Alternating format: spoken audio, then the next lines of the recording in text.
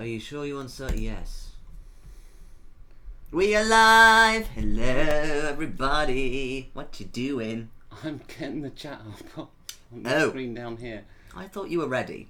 But anyway, why don't I introduce this stream, because Becky's not quite ready yet. So my name is Jason, this is Becky, and we're a pair of geeks. And today we've got quite a few different topics to talk about on our Ask a Double DM. But of course, as always, if you've got anything you want to say, any questions about anything role-playing related, then just put it in the chat. You know, use your keyboards and we'll put up a really fancy display like the one down here. So go and do it. We already have one. We already have one. Blimmin' number. Yes.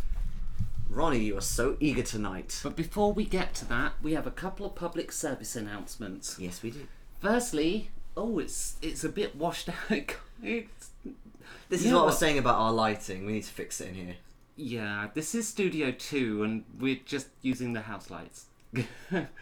Well. But also, we've got 4 cameras and this one is more bleached than the others. Right, we need to welcome back to the Fruit Bowls Russell Higgins. Welcome back. Joining esteemed company on our Patreon with Amber, Brandon Fishwick, Dave Poirier, Johnny Mangina, Mark Threlfall, and now Russell Higgins. Thank you so much, everybody. And if you want to become a Fruit Bowl, then head on over to our Patreon, which is apparently pronounced Patreon if you're Becky, /pair of geeks. And another public service announcement. If you are a fan of Nerdarchy, their Facebook page has been taken over. It's been hijacked or hacked. Yeah. I presume somebody's password got out or something. So bear with them. They're trying to get control of their Facebook page back, so don't unlike it and unfollow it just yet. But the people who've taken it over are posting these meaningless clickbaity videos. Oh, it's just, I want to bump them. Bumpity bump. Yeah. So you did say bump, didn't you? No, I said thump. Oh, thump. Yeah. So it's not nice. You know, hacking someone's and then presumably they're going to try and mark it or something out the back of it. So we need to get the pink window up. Yes, we do, because we've got another thing. It's the second one. Yeah, there we go. So I actually can't barely read. So shall I read them? Yes, because I have better eyesight than you. The one thing I have found with Forest Encounters, says Ronnie, is that they transcend genre. Most think of them as a fantasy. Or as fantasy, but in any... Oh, I can't read. But any genre... Any genre can have a forest. Sorry, I toggled the screen around. I was moving it closer so I can see what's going on. Yes, today we are going to talk about Forest Encounters. And in the style of true Becky DMing, as opposed to Jason DMing, we have not prepared for this video. Oh, I see. No, we haven't. Well, we had Easter and we kind of forgot to do a stream, but also it was the holidays and we did a lot. And then it's like, yeah, we need to do one. Let's do forests. Well, we didn't really forget to do a stream. I forgot. I mean, we were going to do one last Thursday, but we'd already done an extra video that week. So we just kind of went out early instead. You know? We went out. Yeah. Yes, public service announcements. Have the best so welcome Fuke and hi Ronnie. So we're going to talk about Forest Encounters, and I thought the reason I thought this might be good is if we talk about it first, get some ideas flowing, and then we'll do a POG style video where we put some of these ideas in and do like the whole encounter ideas sort of video. Sure. But there's a few other things I'm going to talk about first, because yes, we did obviously the Easter break. We did a few fun things. One of them was an escape room. Yes, nailed it. We got out. Went to Nottingham, looked at the castle up there. In fact, I think we should talk a little about the castle. Sure. Because it was quite interesting. I found it really fascinating. I was very hot. We were both very hot. That was a scorching weekend. It's now this weekend there's a named storm coming in, Susanna or something. Okay. Yeah, it's going to be terrible weather this weekend. So, now what I found really fascinating about the castle at Nottingham, and I think it's one worth pulling up on Street View or something like that, because although the castle itself is currently behind tarpaulin and it's all sealed off because they've got loads of building works going on and stuff. Well, actually, we walked around the walls on the outskirts, and again, that's all closed off. Like the tours that you can sometimes, or used to be able to get, they're currently closed until 2020. Yes, that's but right. the walls themselves were fascinating.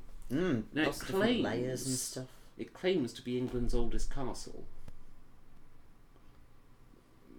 Apparently it was the first one William the Conqueror built. I'm fairly sure there were defensive fortifications around Britain before the Normans came along, but they may not have been made out of stone. I'm trying to think of one.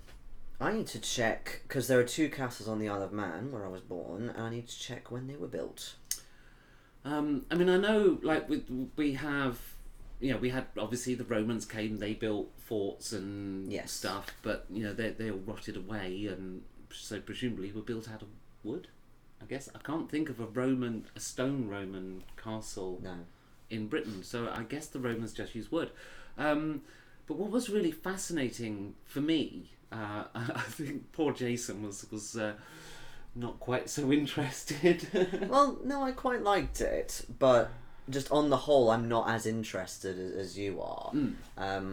But also, it was quite hot. I'd had a few drinks, so I took it in. I was not, I was not as intellectually engrossed as you were. Let's put it like that. Yeah, it was really amazing to me. What they've done is they built the walls on top of sandstone cliffs, and those cliffs are riddled with passageways and storerooms and caves. Nottingham has quite a lot of caves. Yeah, I do remember that bit. I've never been in them, but it's one of those towns like Bishop Stortford that just has miles and miles and miles of cave. But Nottingham, there's a public, so you can... a number of them you can go in. Actually, one thing I was interested in, but it was closed for refurbishment, there was that brewery next to the caves. That Brewer's Yard. But that is the Castle Wall tour. Right. As far as I understand. I think they would have various things there, but it's closed during refurbishment. Right, I thought it had like a brewery for like the local Nottingham beers in there or something. It may have been a historic site of brewing. Right. I don't honestly know. It's called Brewer's Yard. But I just found it fascinating. So underneath the castle walls, you can enter these caves. So if you were assailing the castle, you could go through and into those caves, and presumably, a defender's advantage and everything else. It's a bit of, I'm guessing, a bit of a warren. We couldn't get into them because everything's closed while they rebuild them. Basically, if you got an army of Unsullied, then they would be fucked. No, Unsullied can't get fucked. No, as in the castle owners would be fucked. Why? They have long spears. Well, those are really high walls. No, but remember in Game of Thrones, a couple of times they've sort of infiltrated through caves and they did blah, take almost Castle like Rock through caves, didn't they? But yeah. that was because Tyrion had a secret passage. Yes, he did. Well, he had many secret passages. Yes, we've segued into Game of Thrones. Are we going to do spoilers? Probably shouldn't, I guess. I don't know. We're coming up to the second episode. Not that much has happened, to be fair, but it would be interesting to see, for those of you who watch Game of Thrones, who you think is going to die in the next episode. Well, obviously Brienne of Tarth. Her plot arc's complete. Yes, Becky has a thing where she's like, oh, that person's plot is complete, so they're going to die, and blah, blah, blah. And ever since then, I've just, could not unsee. It's one of those things. It's like Stephen Fry's nose. Once you notice the angle it's at, you can't help yourself but look at it. What, as in it's tilted like that or something? No, it's really badly broken in the past and has healed I see. at an angle. You killed that message without reading it. I'm so sorry. I'm going to go back and read it from here. I've never done an escape room, says Ronnie Bradley, before, and was wondering, would they make an interesting setting for a one-shot game for an RPG? Yes. I mean, you could do an escape room style game, definitely. I don't know if I would have the characters in an escape room though. I'd simply do an escape the room type scenario. You definitely could. The thing about escape rooms though is that there's a lot of practical things, so you have to interact with props. Yes, you but crawl if you run and... that as a scenario, yeah. you totally could, like an escape this room or complex type scenario. I mean, Oh yeah, absolutely. I've done Prison Breaks in reverse and everything else. And speaking of which, if you want to watch our Prison Break campaign video, yeah, we did that. It was a kind of a different format. It was the Ask a DM, but with miniatures, and that was last week's Ask a DM. yes, it was. Quite interesting. Yes, absolutely. It would totally work, but I think it would be quite different compared to if you actually went to an escape room. It wouldn't be an escape room. I mean, depending on where you go for an escape room, I mean, a lot of the time you're just trying to get codes for padlocks. The one we went to last weekend, though, I thought was really good. There wasn't the only padlock in the room. Are we back? We don't know. Do. If somebody could tell us in chat if we've recovered. Please. That would be lovely. Can you check on that screen there? Yes. It's just got the chat, isn't it? Yeah, it's just got the chat. Yeah. Tell us in chat. Welcome back. Okay. Hey. Right, good. That was a bit worrying. Blinking XSplit with its update. We think it might have been that. Sorry, babe. I think it was because you were running that Flux program, and I think XSplit didn't like it. So we just had a blue screen. But I've used Flux all the time with Left XSplit. the mouse all the way over there. Oops. Anyway, what were we talking about? We were talking about Game of Thrones. Which Ronnie says all bets are off in terms of who's going to die. Yeah, but there are people who still have things to complete. Like, for example, did you see how Sansa was totally ironing up... ironing? Huh. Iron Fleet. Eyeing up... You've seen her naked now. She's not that flat. She was eyeing up Theon Greyjoy pretty unsubtly. Was she? Yes. I didn't twig that. Oh, yes. When we watched the second episode, we were... It was a national holiday here, so we were off work, so we watched it in the daytime, and I was sat here. And you were gone again. We're gone again?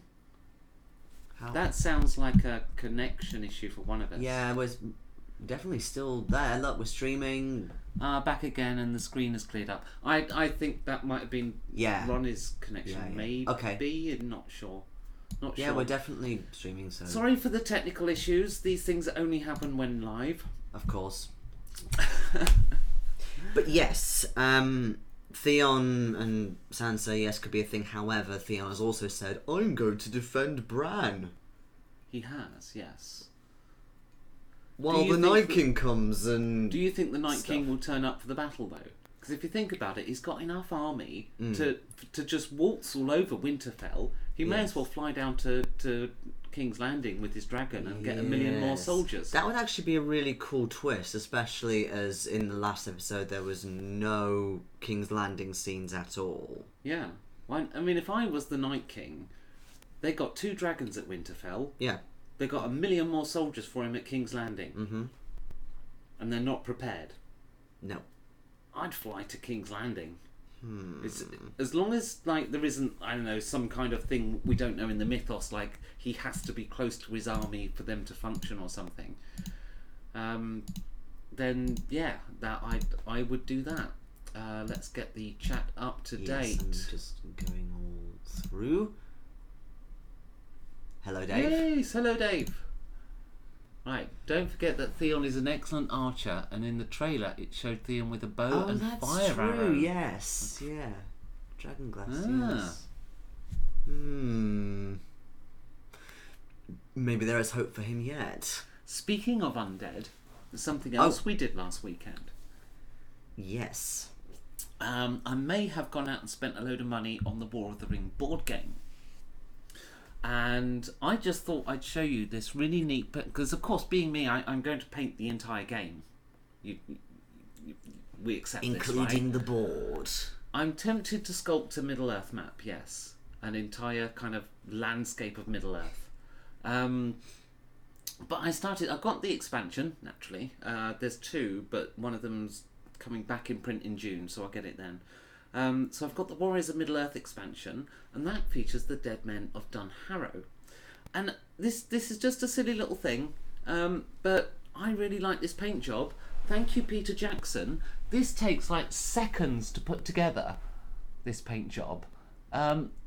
It's just a light green with a dark green ink wash, and that is it. I would never have thought to do that if it wasn't for the films. I think that looks really good. Why have the films inspired it? Because in the films, they show the undead as these ghostly green things. Yes. Like, normally, I would have painted this as a skeleton. I would have done the bones, I'd have done the chainmail, I'd have done the cloth. And you know what? In many ways, I think this looks better. It's so quick and easy. I'm tempted to start doing this for my undead now. To just do it like Peter Jackson. It's a shame you can't do the cool CGI effects, though, of it kind of turning from, like, dead face to skeleton face. And I think that was really cool. That was cool, but I do think the Dead Men of Dunharrow in the film were rubbish. Fair enough. Like, it's all desperate. Oh, it's okay, a few dead men have come and killed everything. They just hit a reset button for us. I completely forgot about those core ships as well. Oh, the Corsairs. Yeah, sorry, the Corsair ships. Yeah, the Umber Corsairs. Until you mentioned them, like, oh yeah, there were some ships, and then they were like taken over immediately by the undead. It's like, seriously. Yeah, well, that was a deleted scene. That was. Well, I remember the deleted scene, but even that, it was brief because they just show up. Not deleted, extended edition scene. Yes. We're supposed to be talking about RPGs. We're talking a lot about television and film. No, this is like this is a good paint job that you can do for your undead, etc., etc. Yeah, I'm not sure if we'll ever get to play War of the Ring again. Yes, we will. Becky always wins at every strategy game. I'm sorry. It's a talent. Except when other people play with us, in which case the other people gang upon you and then I win. That happened once. Quite like Blood Rage, people ganged up on me and I still won. Yes, but it was Twilight Imperium, which obviously counts as like 5 games. Yes, however, on that point, there were several games in a row where people were ganging up on me and I won. Yeah, okay. And then I came second. Moving on. Ronnie also has a theory about the Night King. Yes, I do as well. Did you get the deluxe edition? I don't know, did we? No. I want to paint them myself. The deluxe edition is that one that comes in a big box. Oh, that? Yeah, book. Hell no. No, didn't get the deluxe edition. I mean, don't get me wrong, it looks nice, and the big board I think would be useful. Although I kind of get the impression that most of that board you're not going to use. Like Gondor, the spaces are too small between Gondor and Mordor. Yeah. Pelennor Fields is practically not weeny, there. Even though it's supposed to be like... And like you're going to use 15 that all the time. But I understand why. It's because when you want to include all of Middle-earth, and if you want to keep the map in proportion, then that's going to be small. And that's why I'm kind of tempted to sculpt a Middle-earth map, like an actual sculpture of it. Well, there goes 3 of my weekends. You'll have the weekend to yourself. What's your problem? I don't think it will take that long to do. I've kind of got 2 thoughts on it at the minute as to how to do it. Okay. But before I need to decide where it will be stored. Because storage has become a problem. Yes. Can As we move with house? the new gamers. Sort out the mortgage first. Doing it tomorrow. Okay. Right, let's see what other things are. I really loved it, Ronnie. So, quick review, as Ronnie was talking about the game. Well, it still is there as well. The War of the Ring game, it's a strategy game, it's a dudes on a map game. So if that doesn't appeal to you, it wouldn't be good. But as board games go, I mean, the theme of Lord of the Rings is so rich in detail and lore. And I loved it. You know, as the Free People's player, I mean, the game claims to be 2 to 4 players. It's one of those games that's really 2-player. 2 to 4? Yeah. It's like Star Wars Rebellion in that you can add more people, but really you're just sharing the role of one side. Yeah, no. It's a 2-player game, so if you've got somebody that you can play the game with, then it's a worthwhile investment. And for me, I thought we could play this game on occasional weekends. Well, we still can. I've just got to get over the depression of never winning a strategy game against you. I'll be doing a different strategy next time. It'll be fine. Yeah. It'll be fine. I'm going to experiment to see which one gives me the most win. Wow. But it is so rich in theme, and one of the things I really love about it is just the standard game. Mm-mm. As the Free Peoples, you have 5 nations, and if you manage to get one of your nations to go to war, so you can muster troops, that's only one of your nations. There's another 4. I don't think the dwarves serve much purpose, though. I can't imagine a game where me as the Free Peoples player would activate the dwarves, because it's a lot of effort to activate a nation, and they are able to recruit so little. I think that they're kind of a bit meaningless. As for the evil side, I like the evil side. You have 3 armies in total, Mm-hmm. and they're all massive. The specific characters will have really cool abilities, which I like. Unfortunately, one of them, the Mouth of Sauron, is quite difficult to get out, but he is powerful. And then, it's a case of if your minis die, that's fine. They just get reborn again, or rebuilt, or whatever, because, Whereas as the Free Peoples player, when one of my characters died, that was it. The model is removed from the game, so you've got a limited amount of stuff you can ever Being recruit. evil is definitely more sustainable than being good, which is why I root for the evil side. And also, I made her swear a few times. You did? Yes, and I was advancing with massive armies and stuff, You didn't or closing fall into one of my around you. traps. No, I didn't.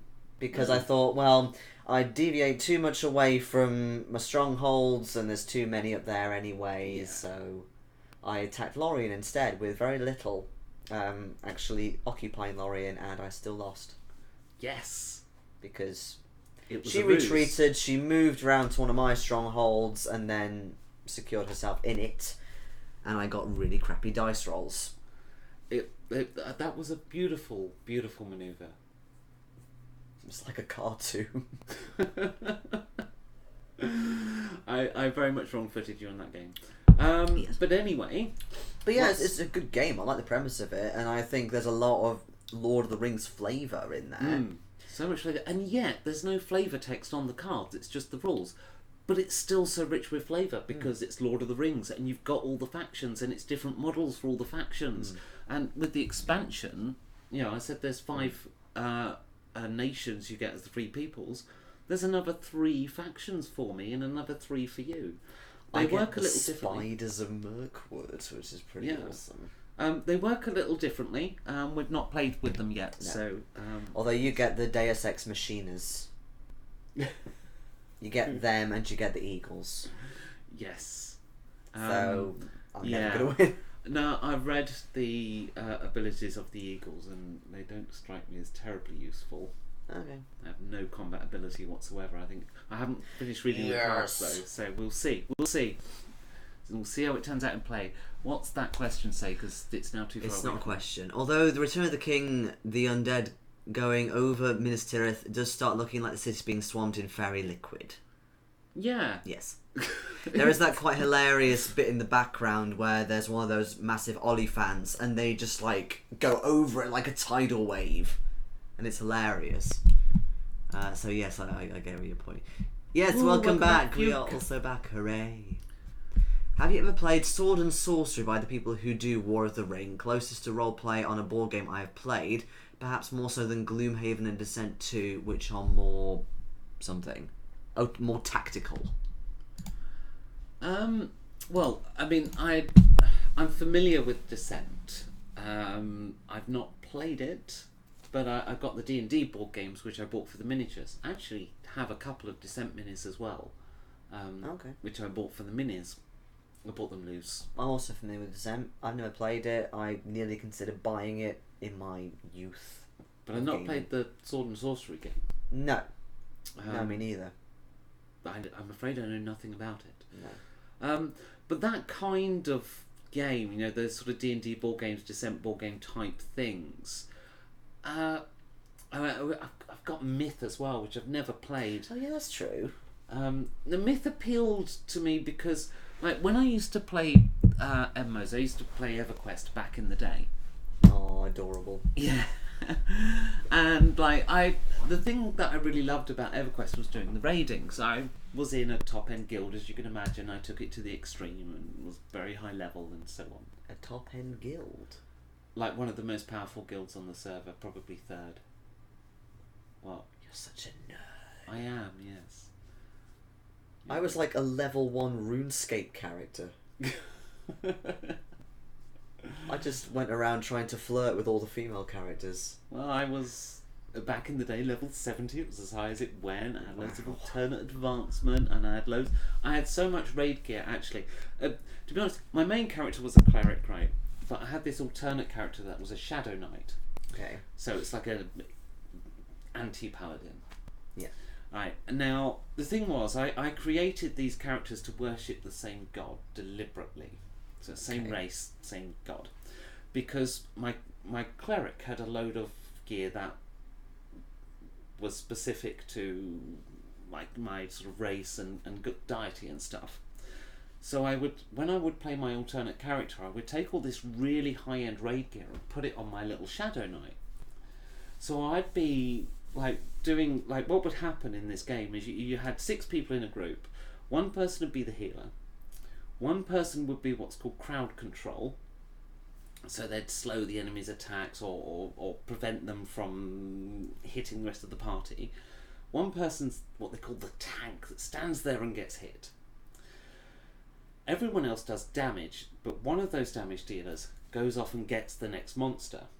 Now a good person will get the next monster ready and keep it under control until the party finish killing the first one, and then the second one can just drop in. Then they go off, get the next one, and they keep them all queued, right?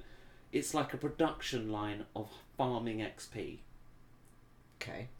So that was kind of how a really effective group would work. Was EverQuest turn-based? No, it's real time. Oh, it is real time, okay. Now what I would do with that character, because I was so heavily tweaked, is I would run off and pull as much of the zone as I possibly could and come back with 40, 50 plus monsters hitting me. And I would keep doing this right up until level 50 plus. And I remember the last time I did it in a place called the Dreadlands. I still went and did it elsewhere, but last time I did it in the Dreadlands, I was level 50, and I brought all this really heavy stuff, and my party just left. They ran away. They were cursing my name. There were shouts across the zone. People, don't group with Flabello, he's a lunatic. It was a male character. And of course I'm sat there and I was like, oh god, now I've got to kill him by myself. It takes me ages to do it by myself because, I've got no healer now. I have to suck the life out and it just takes ages, and it's not my most efficient way of killing things.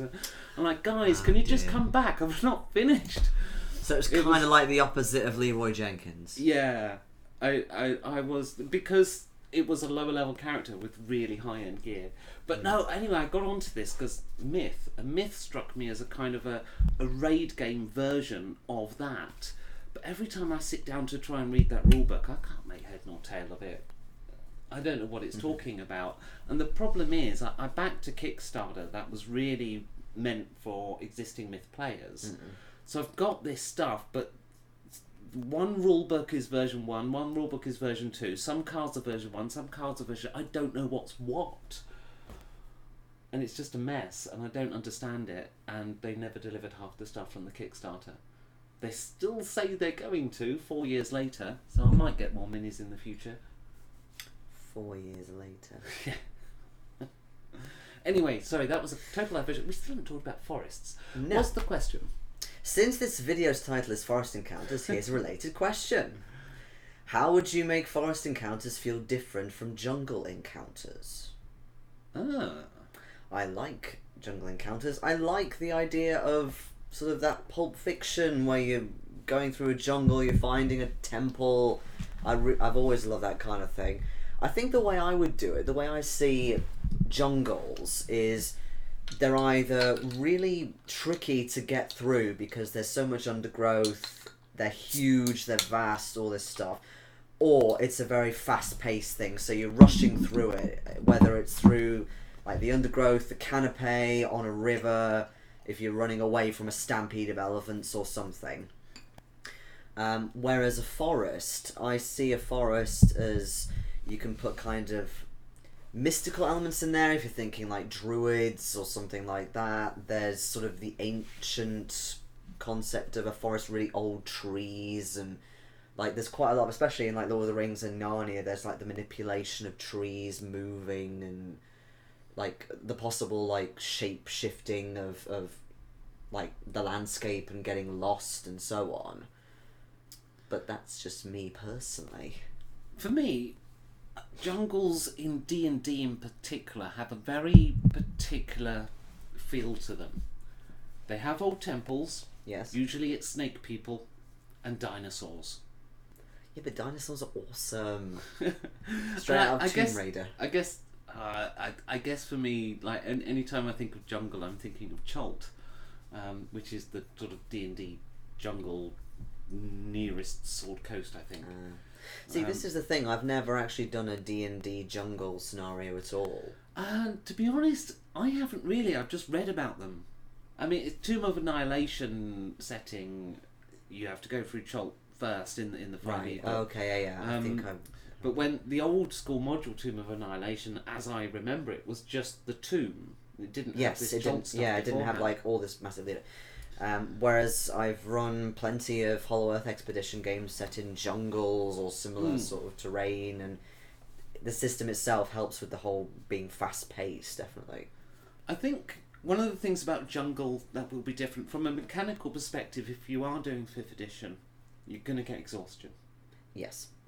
There's no rest, there's no respite at night, because at night it's earworms and stuff and insects and noise and also the weather with jungles, especially if it's equatorial, you've got absolutely pissing it down at about midday every single day, and then at night it's not exactly much cooler either.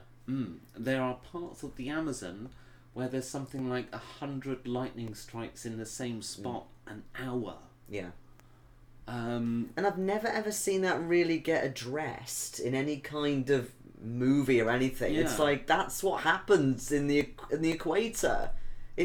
Massive storms every day. That is a thing. It's not just like this sort of like ambient, fairly warm temperature, and you're on the undergrowth level, so it's fine. The Amazon drives a lot of the world's weather systems. Absolutely.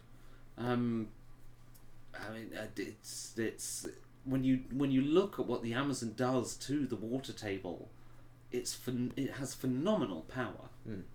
But there's also Africa. Some people have said used to be jungle and used to be a lot greener and stuff like that. It suffered from too much deforestation. They think some people have said that it was one of the first cases of climate change, if you like, human-made climate change. Well, that's how the Sahara Desert was formed. So goes the theory. I don't think it's 100%. Yeah, but the way that deserts are formed, there has to be some kind of forest there in the first place. Yeah, let's not talk about Becky's mistake on the Incarnate video. Yeah, I wasn't going to. I was going back to geography. Although I lessons. do get it used to be every 2 days I'd get somebody saying that's not how deserts are formed, Becky. Now it's I actually wasn't pointing to that. I was actually pointing back to the actual geography lessons I remember in my youth. But there's still like an equatorial climate that happens in the Sahel of Africa. So again, it rains every day. There's lightning and storms and so on. and then it's dry for the rest of it. Whereas for me, a forest is something I'm intimately familiar with. I've been in them many a time, and a forest quite often.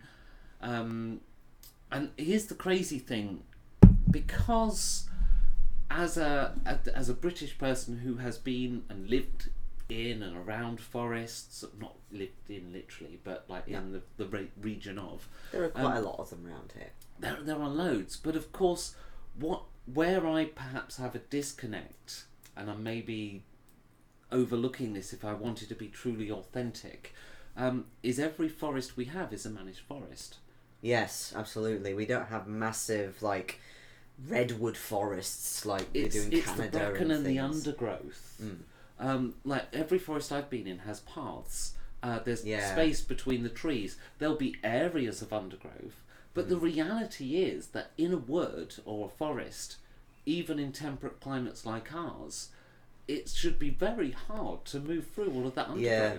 There should be so much bracken and thorns and bushes. Going back to the Isle of Man, actually, there are woods very much like that. So yes, there are main paths, but there are huge areas which are really hard to get through and navigate and swampish. Having said that, even in medieval times, forests were managed. Yes, they in were. Britain. Yeah. So, right, we're just going to play a graphic because I've got to reset the chat dialogue thing. At least it's not a blue screen of death.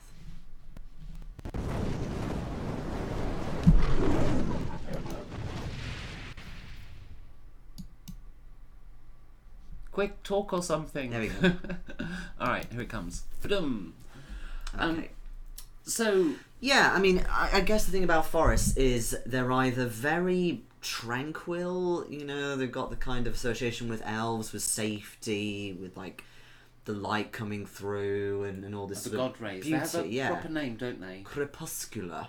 Crepuscular lighting. Yes. Yeah. Or god rays if you're a programmer in 3D. Or there's the polar opposite in that they're very dark, they're very gnarly, there could be mysterious creatures or magics going on in there. But at the same time, I think of forest, even in that sort of dark state, as being quite sort of still and not doing very much until it's disturbed by, say, the adventurers. When I think of forests, particularly in D&D, I think of the Feywild.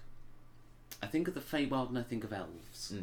And if you're doing D&D, then that's just what woods are.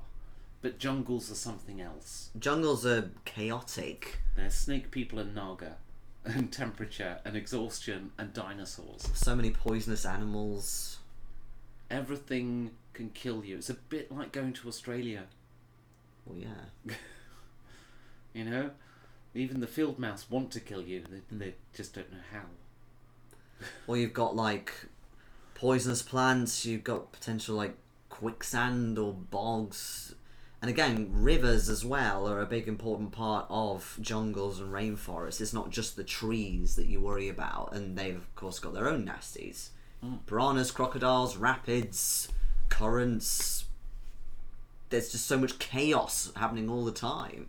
And I think the other thing, of course, with a jungle that you'd never get in a wood, is in a jungle you could get indigenous, uncontacted people that are outside of society. Again, it's just drawing from the real world. It's a real issue in the Amazon. Where, in our modern world, logging companies want to cut down huge swathes of the Amazon, and then they take away land from the indigenous people, contact, influenza, and all that kind of stuff. But in a fantasy setting, you've got somebody that's completely outside the geopolitical sphere of whatever campaign you've been running, who has it. It's an opportunity in a way for a complete side module. These might be people you can't communicate with.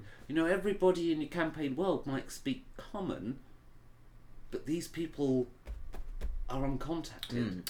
Or another way I like to do it, like I've done with a couple of Journey to the Centre of the Earth type things, is that the indigenous people who are stereotypically, you can't communicate with them, they might have quite sort of savage culture, they are actually more intelligent. They do understand you. They have already worked out all this stuff which people on the surface just haven't yet. They've been able to harness magic or technology in ways that you could never imagine. It reminds me of an old Stargate Atlantis thing, I think. There was this race of people that were called, was it the Nooks or something? And they appeared to be primitives. And then the Stargate people were trying to help them, and it was kind of straight out of the old classic Star Trek, where it's like, we're going to go in and we're going to save these indigenous people because we know best, and yay America. And then it turns out that actually these primitive people were actually really advanced and had like floating cities and stuff. Whereas I didn't get my influence at all from there. I got it from this book and a couple of others in the series. If you like B-movies and Pulp Fiction, and obviously we're not sponsored with these books at all, but it's called The Six Sacred Stones by Matthew Riley. And yeah, they're really cool, these books. Awesome. Easy to read, and they've got nice like maps. But they're not a stuff. sponsor. Don't get that. Get Camelot 2050. Yeah. We haven't got these upstairs. Alright, let's get the next question up. Yarp. David Dog says, or dog. Should we be saying dog or should we be saying dog? Or dogger. If you're thinking of the German, like dogger. I like Dogger Bank. In some ways, EverQuest was better than World of Warcraft for role-playing, I thought. EverQuest was of its time, because from a gameplay perspective, you had to have certain things to form an effective group. And World of Warcraft solved that. But in solving it, it lost something. But we can't go back. No way would a modern computer game player be prepared to sit there looking for a group for 4 hours. That couldn't happen in today's world. But in EverQuest, it was inevitable because you needed some form of crowd control, some form of healer, some form. Your 6 people had to be really well balanced. I always thought the game could be solved largely by having 8 characters in a party, and then you kind of wouldn't matter so much. But of course, that would break the game balance. It was a great game, but it was of its time, and I think I'm still the first cleric to solo a dragon. Oh dear. Ruined temples, straw hut villages, snakes and pygmies with blow darts and lizard men. That's the classic formula, I believe. Actually, I've just thought of something. When you say like jungle, you always think of the Amazon or Africa. But do you think of the Far East? So Vietnam, Cambodia, parts of Laos and things like that. They've got their own surprises. Yes, they are jungle, but whilst the species within them are different from a point of view of world building, they're less extreme. And I always think when you're building a fantasy world, you want to take things to the absolute extreme. You want to build a dwarf citadel and you want to make it feel like dwarves built it. You make it no less than a mile high outer walls. You get it. I do this with my dwarf because dwarves built it, and it's a citadel, right? And so you take things to the absolute extreme. And in our real world, Amazon is the extreme.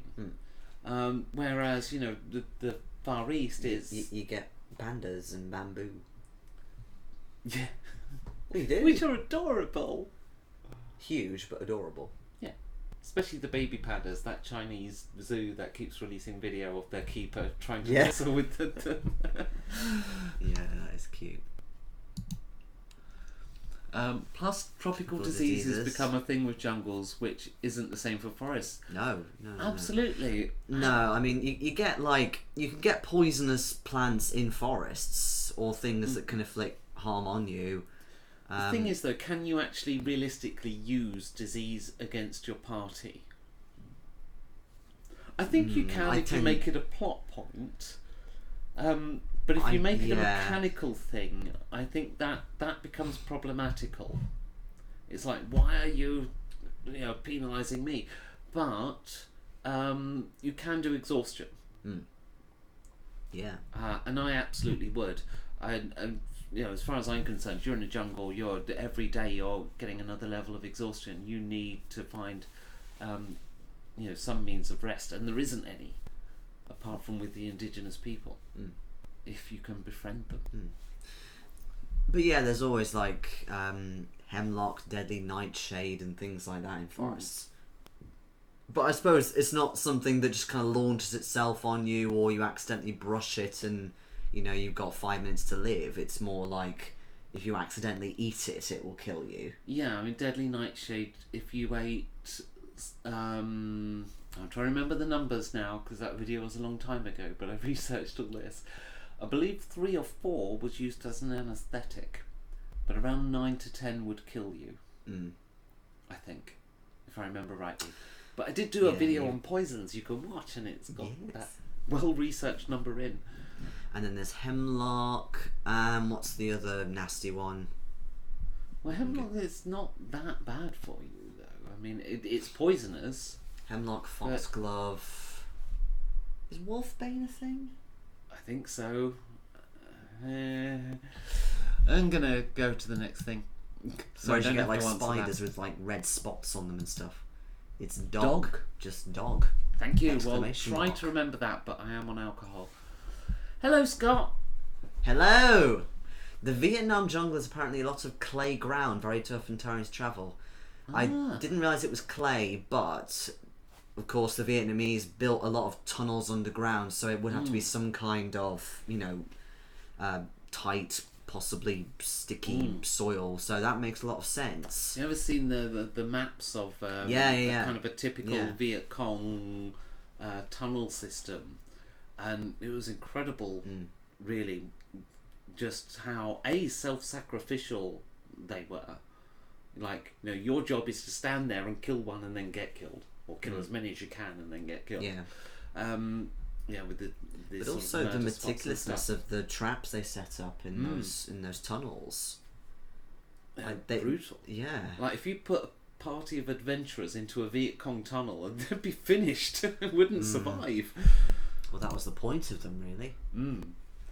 Exhaustion doesn't exist in all systems, though wild diseases do. That's the point. I mean, look, I tend to use D&D as a reference point for discussion because it's a system we all know and agree, whereas we don't actually play D&D that often. No.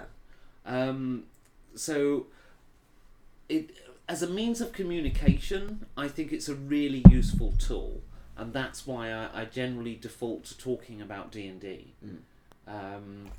But you have to translate it to whatever system you're in. Yeah, with things like exhaustion, though, surely it's quite easy to apply to other systems. Yes, but what you would do is you'd take something appropriate. So if you were trying to think of another system, I know. Equivalent rule set. How about this? Rather than exhaustion per se, there are plenty of systems that do modifiers for hard to trek through terrain. Like, you get a -5 for your endurance. The point of exhaustion is that you're taking penalties until you can rest. Yeah. You might do that in Cthulhu with some negative luck or something. Or there is this advantage in 7th edition you could use. I don't do it very often personally. But that is there. I mean, I personally, because the type of DM I am, I would do it more as a story thing. So it would, it would take forever to get to where you want to go, and you're slowly going mad in the process. Yeah, I mean, it depends on the story you're telling as well, as to whether you even put a mechanical effect in. Yeah, so if it's pulp, for example, then no, I wouldn't. No, of course not. Because pulp people can have so much endurance. It's a bit silly. But if I was doing Warhammer Fantasy roleplay, yes, I would definitely. I don't know the rules of. It's been so long since I played it, and when I did it was not the latest edition. Is that the latest? Yes. I bought it at Dragon Meat. But I don't know what it's got for exhaustion, but I would definitely worm something in there. Because that's the kind of system that kind of cries out for a mechanical effect. There is a section on disease and infection. Ooh. Mm-hmm. I'll have a look while you're doing that. Let's bring up the next thing. So Ronnie says, in my current Shintar campaign, I did have a dwarf who ate the wrong kind of mushroom. Oops. And then spent the next section high as a kite. You found something. Yes. Although, oh my god, I can't find the page numbers. Yeah, mushrooms an interesting one because, like, most mushrooms you eat will kill you. There's a few that are edible, and there's a couple growing up in the Welsh mountains that will leave you high as a kite. Mm-hmm. It is kind of interesting how they're almost kind of like a trope for getting high, aren't they? I remember two very poisonous and deadly mushrooms. One of them is the angel mushroom, and one of them is the olive cap, I think. I don't know their names. When I was little, I was fascinated by poisonous plants and mushrooms. But yes, so the main rules in Warhammer Fantasy Roleplay 4th edition, that was a creature. It has encumbrance. Yeah, so that's something in a lot of encumbrance- systems. You could just, to represent exhaustion, start reducing your encumbrance threshold. Encumbrance, but also being overburdened and causing travel fatigue. But it's really just limited movement. What does it say about encumbrance and travel fatigue? Fatigue conditions are accrued at the end of a day's travel and can only be removed with a long rest. So they have a fatigued condition level. Yeah. Okay. And that's exactly what I would use, the There we fatigue. go. Whatever effect that has on the rules, I'm not And sure. Warhammer is huge in terms of setting and stuff. So.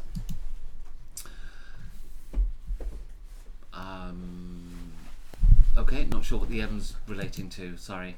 Warhammer is just downright vicious. There are bound to be rules for travelling through difficult terrain. Oh yeah, of and course. for poisons and diseases. Yeah. Do you want the rest of this? Yes, that's my beer. What? Okay. Didn't you have 2 bigger bottles than me? Yes. Yes, I did. Right, so we're out of questions. That means we've got to go back to our topic because we actually haven't yet addressed it. And that is No. That's all right. We're saved. We've got a question. It's not a question. Oh no, it's keep I'm going. off to work. Have a good day. Always remember in 5e Monster Manual Gaston fights werewolves, page 107. The M was a typo. Have fun, don't work too hard. I keep hearing this thing about Gaston. Right, I'm going to look this up. No one. Monster Manual, page 107. Like, this whole meme about Gaston, I'm guessing it's a character. 107 is an ancient bronze dragon. Yes. Gaston is the dude in Beauty and the Beast. Right, right, okay. There are many memes about Gaston. Okay. I'm just not getting this one. No one fights like Gaston, no one spits like Gaston. 207. Oh, god damn it!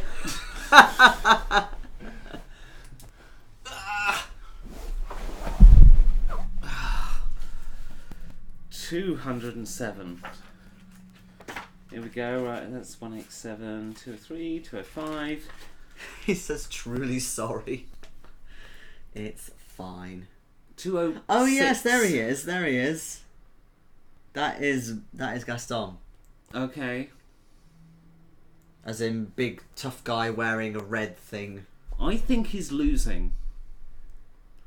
Like, if you're in that position fighting a werewolf, that's game over. That's not somebody fighting a werewolf. That's somebody denying the inevitable fact that they're about to die and become one. But he's eating loads of eggs, he's fine.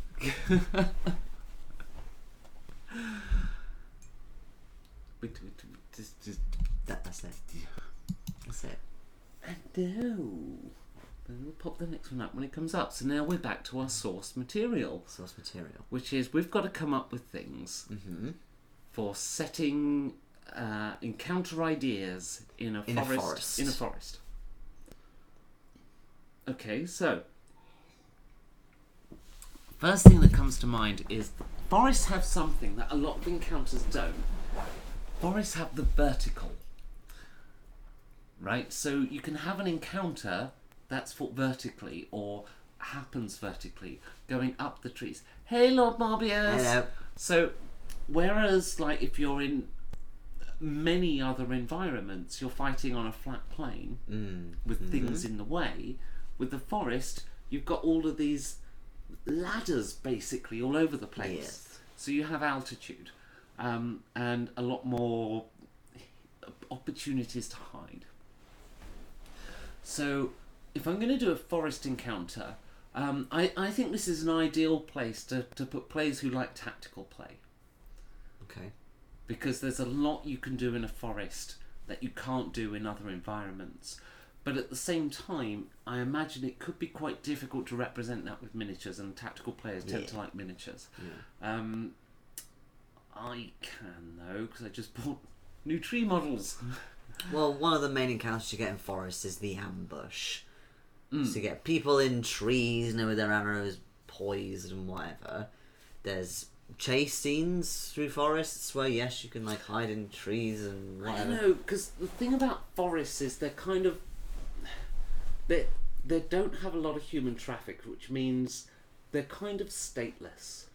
The forest waits for you to arrive. So I think that kind of environment isn't great for a chase scene. Depends. If you're in a vehicle... even on foot, there's things you can do. You can put ravines and waterfalls and streams and things like that. But I think the best chase scenes are when you've got a dynamic environment. Like at the start of our corporation campaign, for example, the first encounter was a chase scene across a bridge. Yes. And I think bridge is a great example of a good environment to set one, because you've constantly got change of traffic. When I want to make the environment do something different, I put the customs gate. Oh yes. So there's all sorts of things you can do in an environment that has human influence.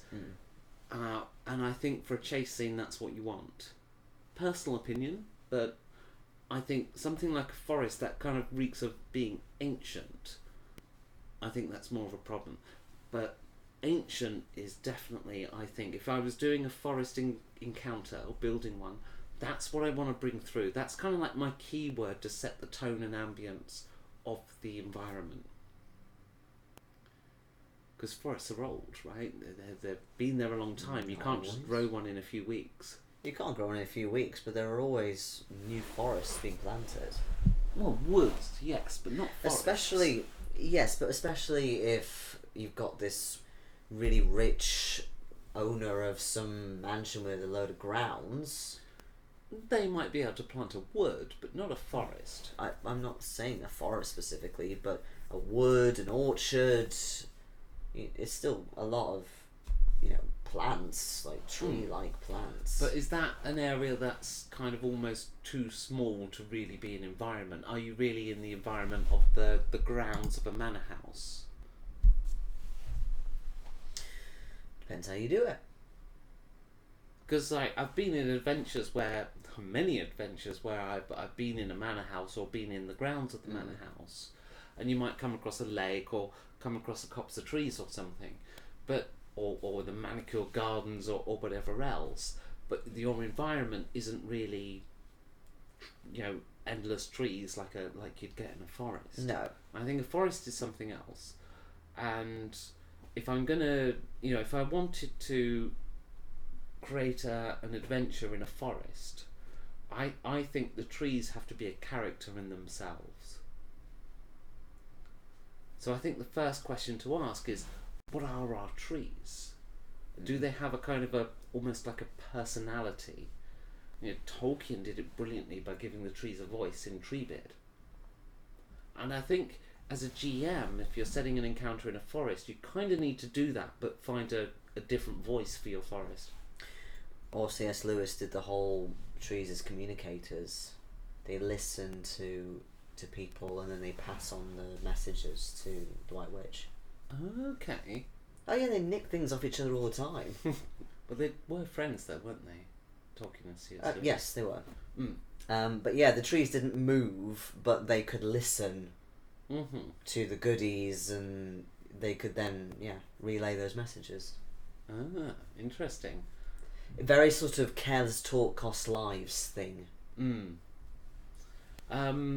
Yeah, no, that I like that idea, and there's mileage in that in terms of what you can do in a campaign setting.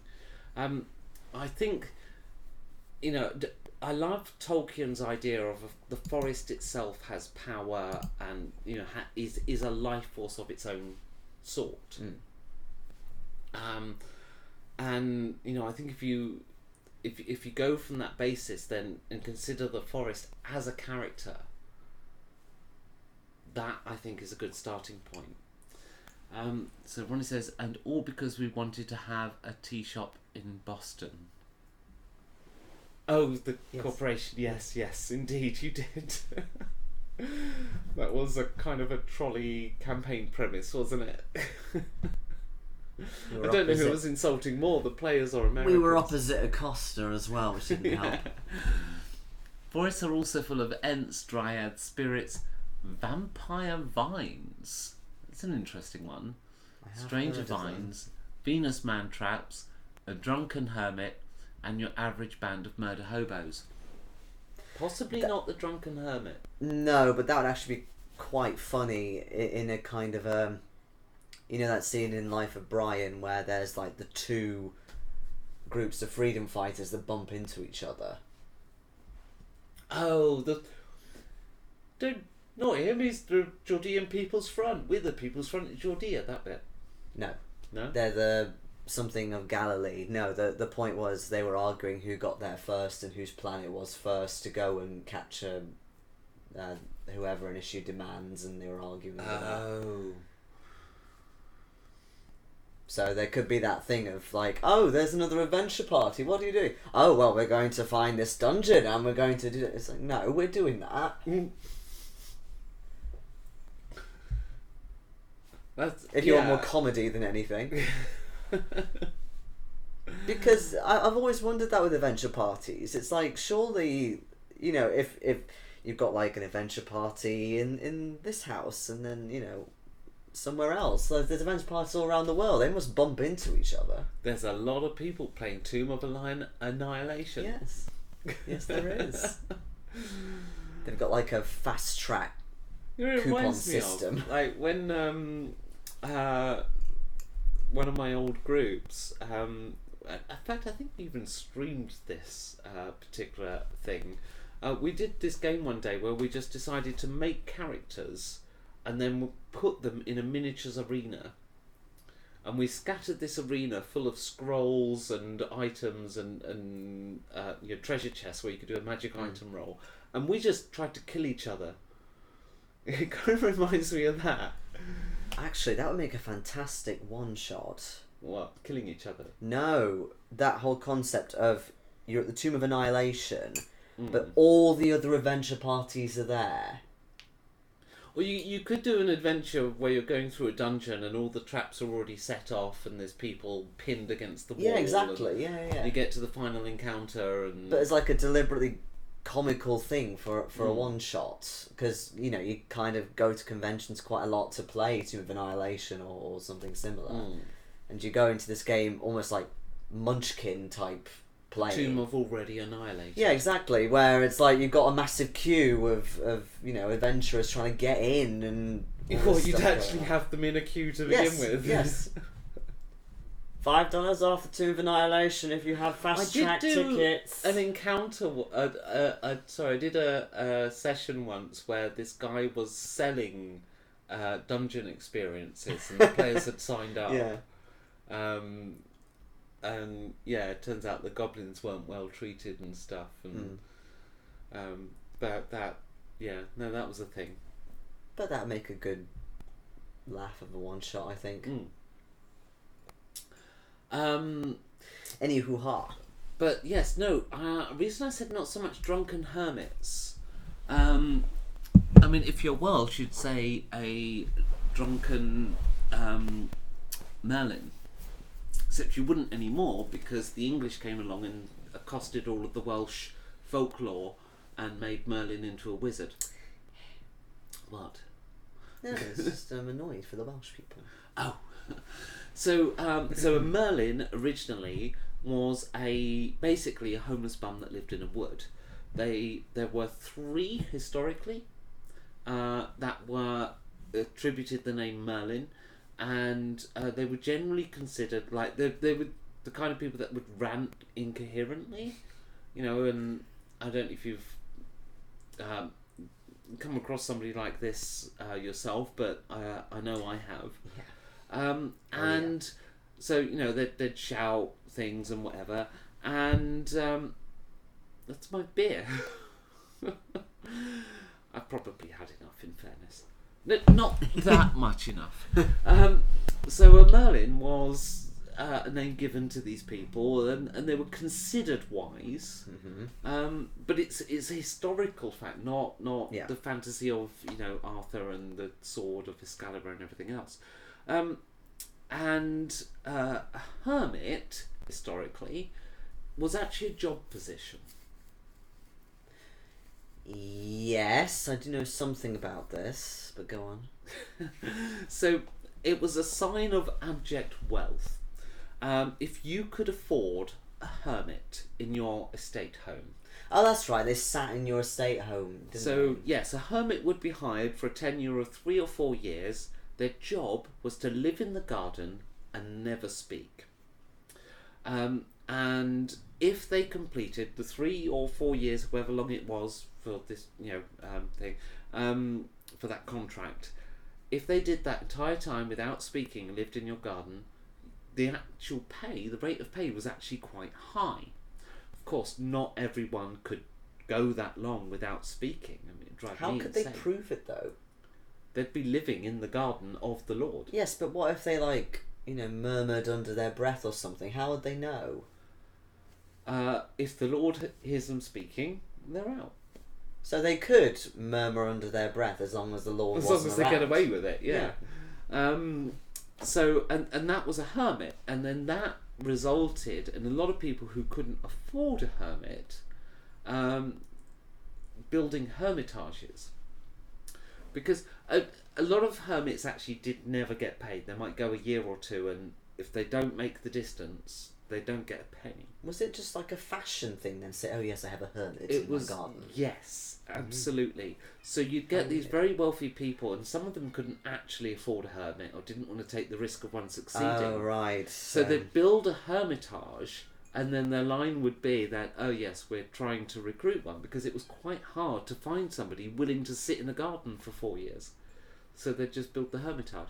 And that's where hermits come from. It's not somebody who lives in the wild and lives remotely. No. Rich people don't change though, do they? No. Exploiting, jobs and stuff. Ronnie's Gothic Mansion probably has its own forest maintained by his private rangers. Oh yes, and they all look like Willy from The Simpsons. For anyone not familiar with what's going on here, Lord Morbius is convinced that because Ronnie lives in Scotland and has just moved house, he must have moved into a castle. Or a mansion, or equivalent. Yes. Which of course must be true because Ronnie lives in Scotland. Yes. Hello! Hello! McCravitz, I hope that's how you say it. We have had them on before. Mm-hmm. It's amazing how quickly land can go back to forest. In my wife's late aunt's lifetime, her home island went from shore to shore sheep pastures to almost entirely covered with pine woods. Impressive. Yeah. Nature is like, the power of nature is quite incredible. There was a recent photo I saw on Facebook. I can't remember where it was exactly, but yeah, there was this kind of sort of stunted scrubland everywhere, and that was about 9-10 years ago, and now it's all like full-grown trees again because it's been left alone.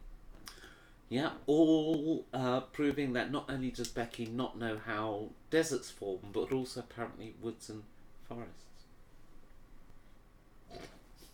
Thank you. It's a very American IPA though, like this one. Scott Poe says, in the northeast US, there are tons of old property lines of rock walls, stone foundations for farming buildings, old mills, and iron foundries. Yeah, the US has so much like rural ground. It's huge. Well, it's a massive, massive country. I mean, like, how many times does the UK fit into the US? Isn't it like 28 times or something? Oh, it wouldn't surprise me if it's a lot more than that. That's probably just Texas. I mean, like, the UK's landmass by comparison is minuscule. Maybe you're right. I don't know. But our population is only 1/5. Yeah. So, yeah, for me to comprehend and actually, here's something I've never worked out about America. Right, you've got 250 plus million people, going on for 300 million people. Mm-hmm.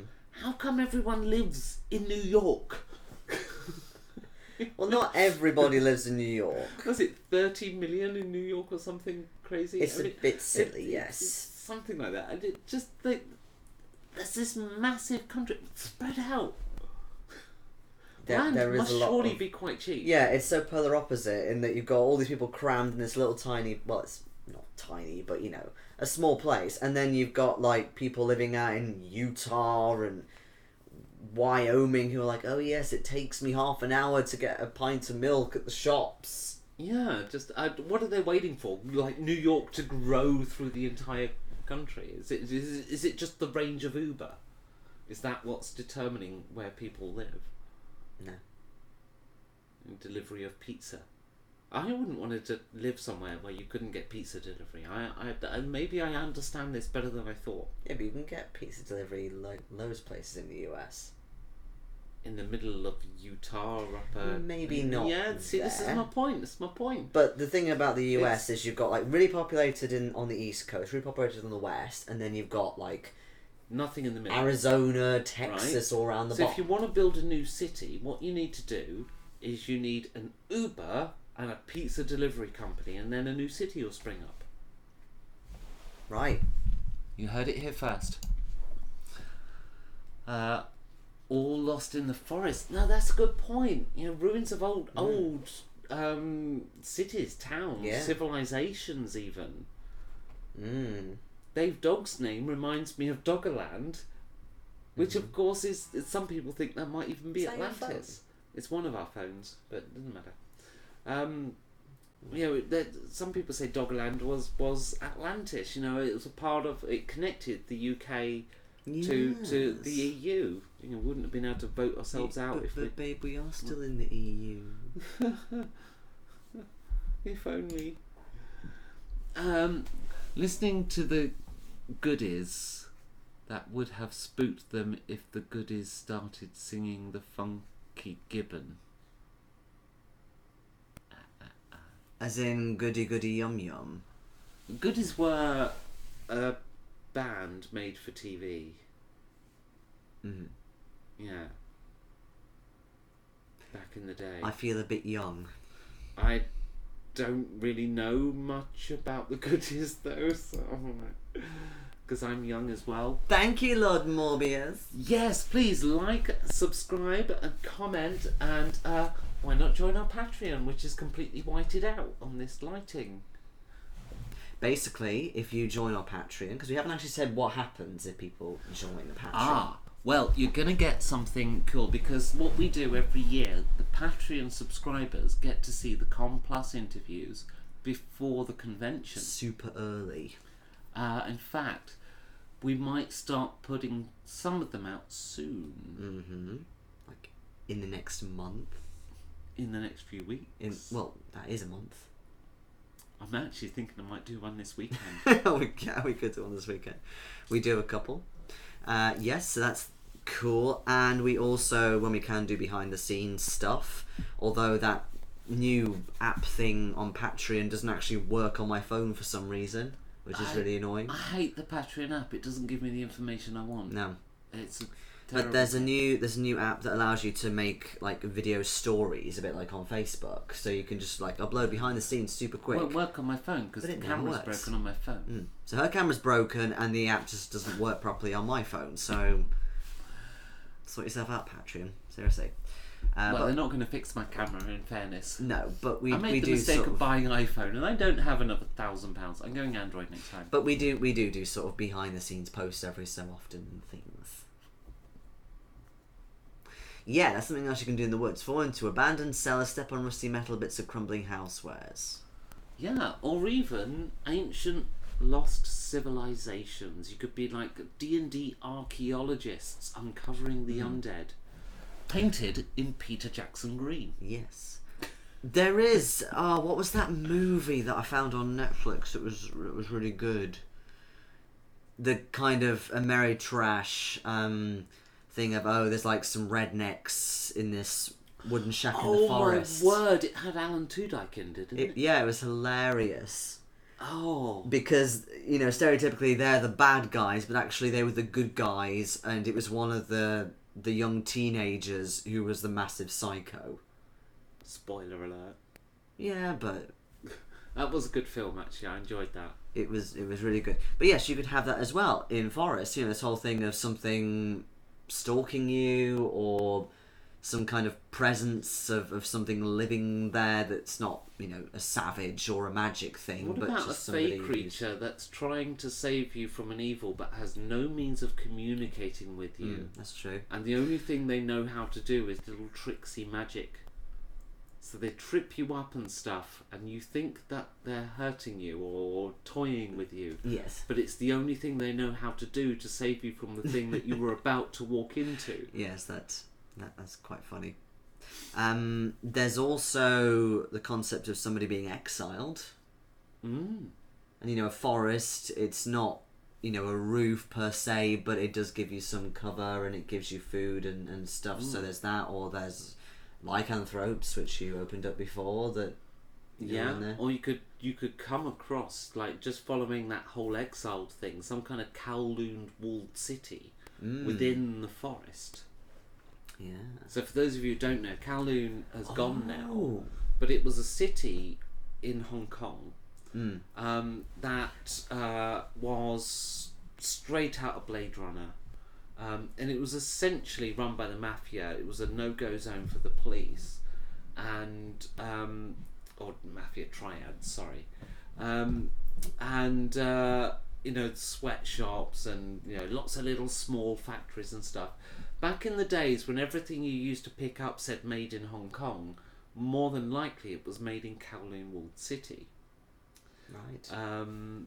And so if ever you became, hunted by the police or some other kind of cyberpunk depersonalized status where you needed to get away from society, you'd go to Kowloon and you'd start again.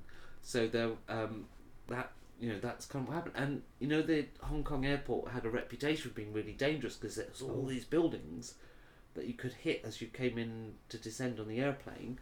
That was Kowloon City. I wouldn't know because I didn't have my contact lenses in at the time. I remember Hong Kong airport being very blurry. Fair enough. But I'm saying you could put that, if forests are the medieval equivalent of where you go to escape, Robin Hood.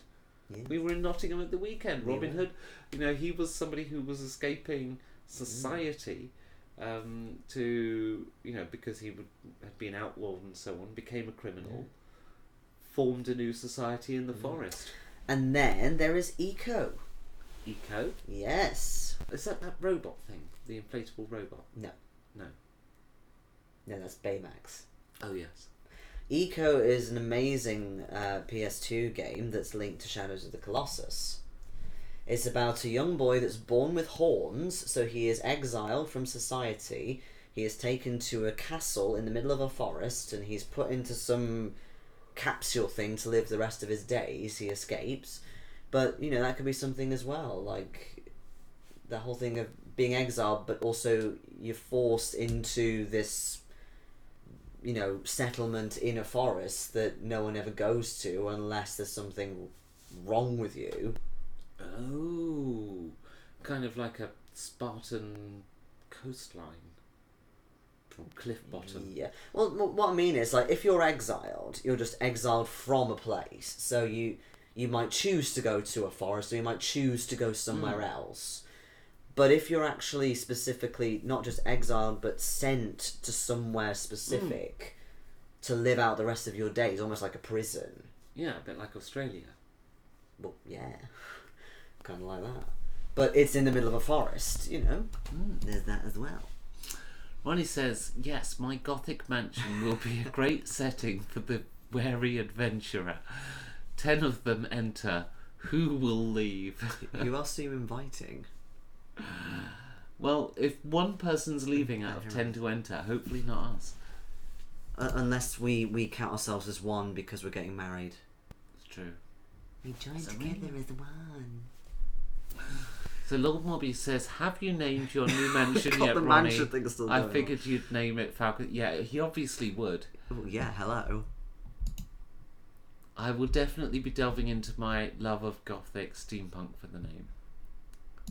Oh dear. I like that idea.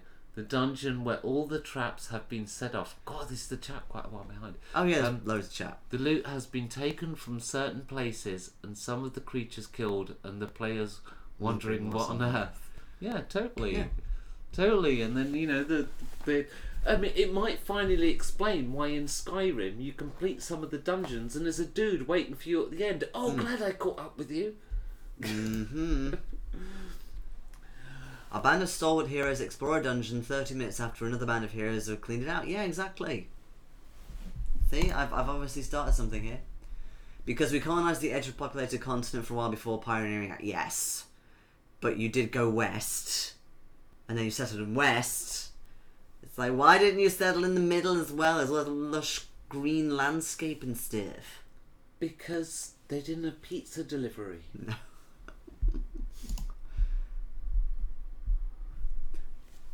Yes, Lord Mummis lives in North Carolina.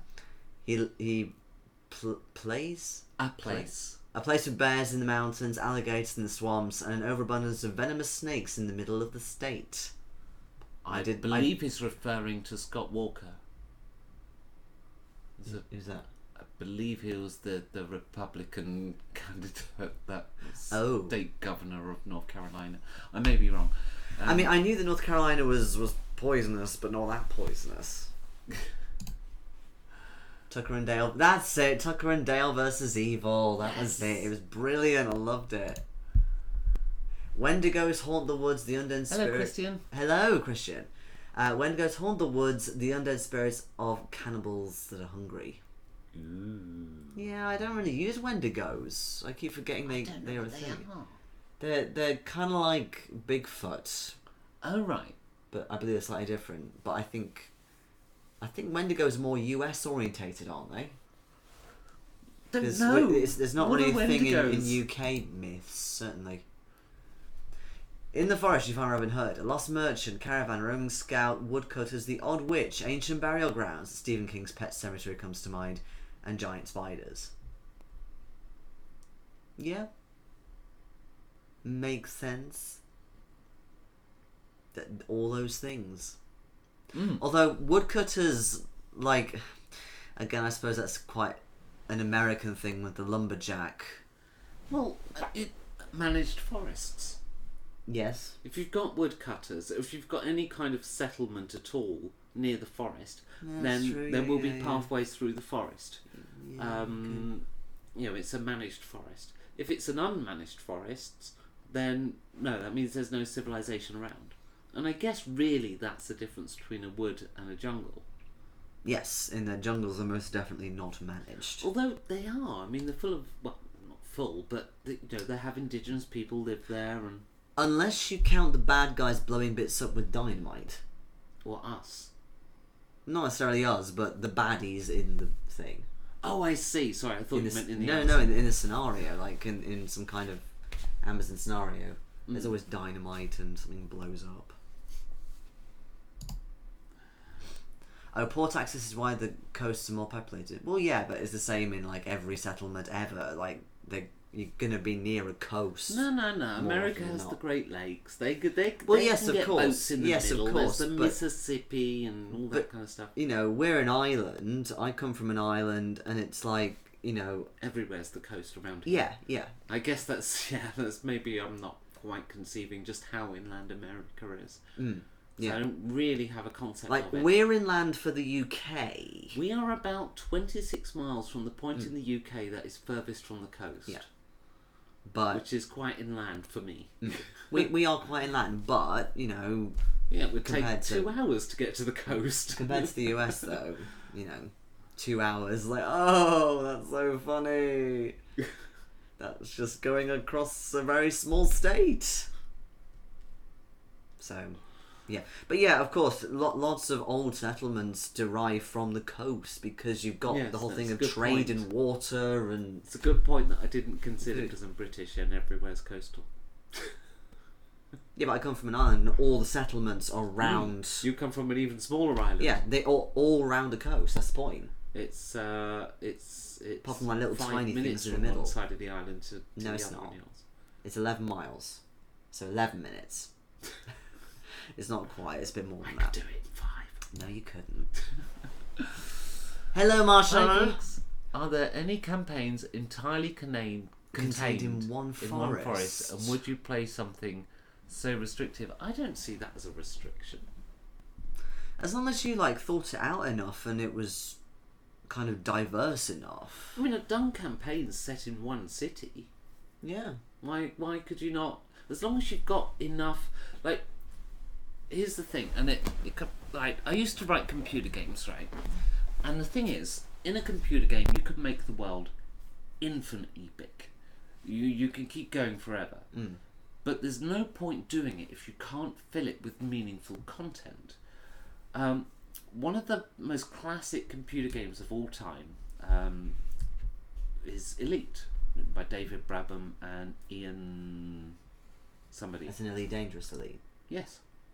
It's one of the great classics of computing from the 8-bit era, and it's still around today in a modern form.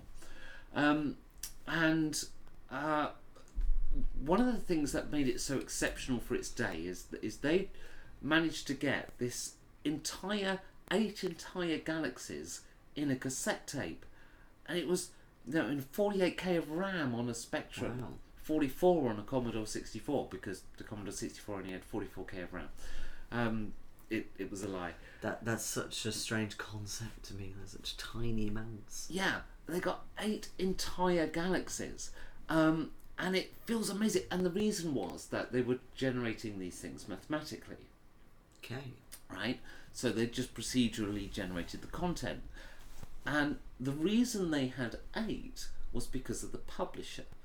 Because at first, they actually had an unending number. Well, biggest number you can, hold in a word, 16.7 million probably. Maybe it was 256, I don't know. But the point is, it was so big that the publisher said, if you make it that big, it's clear that it's generated. And actually, if you bring it down to something like 8, it will feel more like it's an amazing achievement. Like, you've made it so big, people can't comprehend how big it is, and you kind of see the cheat for it. But if you just make it 8 galaxies, and so because of that, they made it 8 galaxies. Now, RPGs are the same. You can have one forest or 100,000 miles of forest, but you need to put it with enough meaningful content. Yeah, exactly. And I think where that's coming from is you just see, oh yeah, it's a load of trees. What can you do with a load of trees? But it's like, yeah, you've got to think more about what is there. You were saying about the trees as a character. Do they change over the course of you moving through, like with the seasons? Do you use the whole sickness trope thing? Or something affecting the forest from outside? Yeah, if you've got NPCs, and the trees can absolutely be them, maybe the acorns are having a war with the chestnuts, whatever it is in your setting. Killer squirrels! It was kind of Most powerful superhero in the Marvel Universe, Squirrel Girl.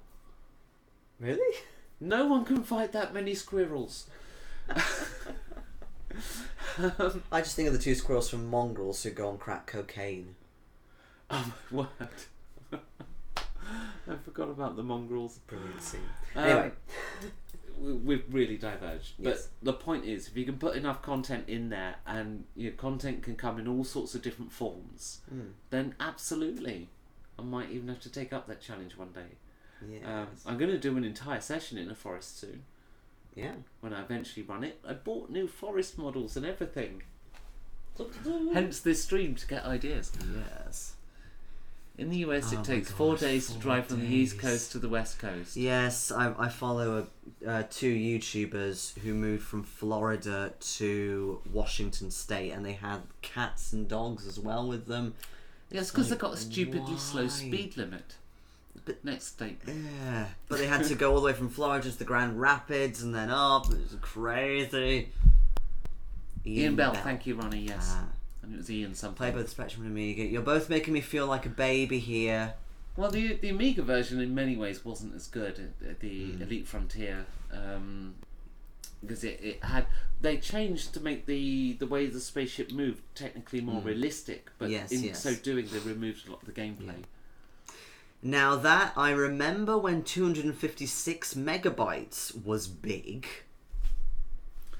Bill Gates once said there will never be a need for more than 640k of RAM. But not kilobytes. That was slightly before my time. Hello, Aaron Carthy. Hey guys, great to see you. Is there any way to make an investigation campaign like Call of Cthulhu, etc., more sandbox-like rather than linear? Absolutely. Interesting. Like, because I'd never. Thing is, it's rare you do a Cthulhu campaign. Like, even though we're doing more than a campaign in the sense of multiple stories. Yes. Although we are doing a campaign of that right now on Pair of Geeks Duh. So feel free to head on over at some point and watch those. I think we should take this question, but before you sure. do, I want to be clear about what a campaign necessarily means. Yes. Because like a campaign is multiple sessions, right? Absolutely. Now that can be one story arc, but it could be several at once. Yes. And I think Cthulhu in particular, in my mind, it works best as one story arc. Yeah, I do that anyway with my campaigns, and there's always some big threat that it's leading to, and eventually it kind of comes in more as things come together and all that. I think what breaks Cthulhu in the sort of traditional campaign sense is that there's no way you could solve a Cthulhu mythos mystery and have enough sanity to become a professional mystery solver. You'd be screwed. Well, maybe arguably with Pulp Cthulhu you could. Perhaps, yes. Yeah. But with an investigation, yes, there's plenty of sandbox, because apart from the sort of looming threats, you do have room to explore, and there is this, like for example, with my campaign, it wasn't like strictly sandbox, but I did make it kind of open enough that if people wanted to explore something specific about the area they were in, then they could, and that would become part of the story, or that could be a smaller arc or whatever. For example, there are a couple of things that are there as elements that you guys haven't really looked at, and maybe I'll bring them back and make them all nasty. But yeah, absolutely. Like the way that I do Cthulhu now with a campaign is I use an area, like a starting area, rather than like a starting scenario.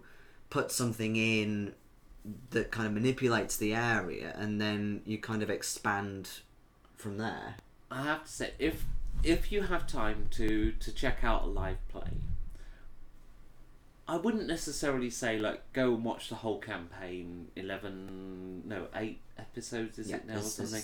8 sessions. Because ain't no one got time to watch a whole campaign. But the first episode of that campaign is one of the best games I've ever played in.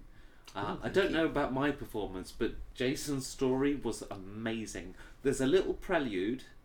Yes, yeah, I put in like a session 0 where we make characters. What was recorded in terms of that. Like the prelude was the scene where you were at that kind of bar and grill, and there was. I don't remember what was broadcast. Did we broadcast character dinner or anything? But anyway, no, we did all of that. Yeah, we did. What, on stream? Yeah. Okay, so session 1, when Jason kicks that off. It's as a player, it was one of the best RPG experiences I've ever had. It was right up there amongst the best, and it's well worth watching if you're a Cthulhu GM to see what Jason did there and how he did it. But would you consider that first session to be quite sandboxy or linear? Not at all. It was up to us where we went, what we did, and at least it felt that way. That's what I tried to do, yeah, because again I had an area, and really the way I did it was I just went onto Google Maps and decided where you were going to start. No, seriously, I do that with quite a lot of games now, especially more modern games, where I actually look at Google Maps, because it stops me from restricting it to like, okay, you're at position A and you must get to position B, and it gets me out of that. So yeah, if you wanted to run away to the adjacent town, you could. If you wanted to hide out somewhere like in the police station, you could. If you wanted to get to your shop, you could. It didn't matter because it was all there right in front of me. Awesome. Next question. So yes, that's how you do it. Hated Frontier, I meant the Amiga version of the first game. Oh, okay. I didn't know they remade the original on the Amiga, because the original was 8-bit era. Amiga's a 16-bit machine. But then I didn't get an Amiga straight away. I stayed with the Spectrum until quite late because I couldn't afford to get one. And then Jeff Cremon's Formula 1 Grand Prix came out and I had to get one. The definitive version of Elite is meant to be on the Acorn Archimedes. All lies, I didn't have one. I had a Spectrum, therefore that was definitive. Yes, I've heard the same, Dave. You're both lying now. I've seen footage of the Archimedes and it looks superb. Oh, our chat things. Yeah, I was going to say there's more messages, perfect. Yeah. So we're just going to play a little graphic while we sort out the chat message.